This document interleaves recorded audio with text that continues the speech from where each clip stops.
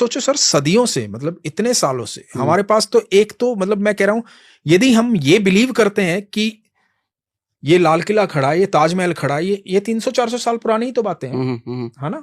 तो मीरा भी तो ज्यादा पुरानी नहीं है सर। सर मीरा द्वारकाधीश में विलीन हो गई थी सर 5000 साल पहले। नहीं सर, फिर अभी 400, 450, 500 साल पहले की बात है सर। मीरा तो अभी तो थी सर। अच्छा, मीरा, ओके। तो आप सोचो, मीरा जो है वो ठाकुर जी में विलीन हो गई थी, पता है, सशरीर। विलीन हो गई, नहीं समझ पा रहा मैं कैसे। वो द्वारका में गई हुई थी मीरा, तो उनको वहां से जो मेवाड़ से उनके यहाँ से लेने आए थे कि मीरा अब चलो घर चलते हैं महलों में अपने। ठीक है। तो उन्होंने कहा कि मैं एक बार ठाकुर जी से बात करके आती हूँ।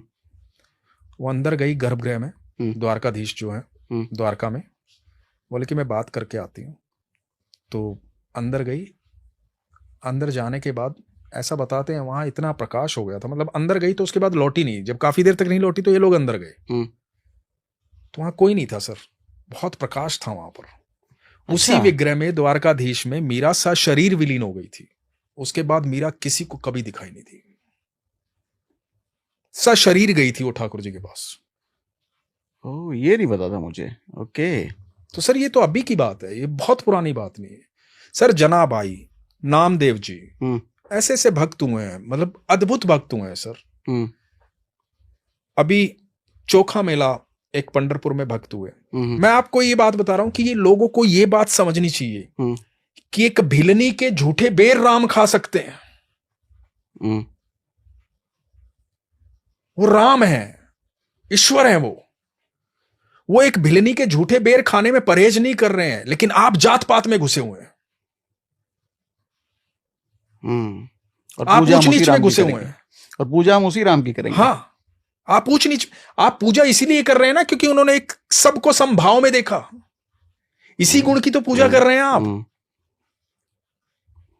तो आप सीख क्यों नहीं रहे हैं? वो आप ऊंच नीच में, भेदभाव में घुसे हुए हैं।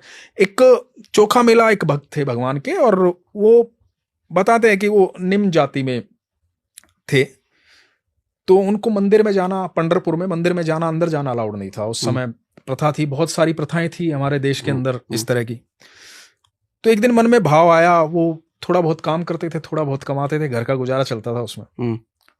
तो एक दिन मन में भाव आया उनके कि बाजार सब्जी लेने गए थे, सामने केले देखे, तो उनको लगा कि ठाकुर जी आज केला खाना चाहते हैं। तो उन्होंने सब्जी के पैसे के सारे केले ले लिए। अच्छा। सब्जी नहीं ली, हालांकि पैसे उतने ही सर थे कि